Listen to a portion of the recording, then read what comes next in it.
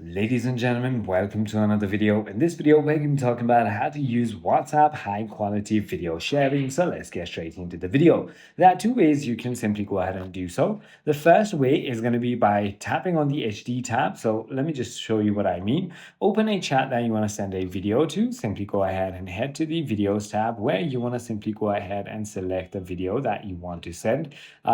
Let's just say for now that one. And now you can tap on HD on the top right to go ahead and send it, which is going to go ahead and send it in HD 720. However, if you want it in a higher quality, what you can do is click on the plus icon again, click on document and click on choose from files. Or what else you can do is simply click on document and choose photo video. Simply go ahead and select the video that you wanted to send and click on next. So it will become a document file and you can send it, which will give them the fullest quality that the video is at.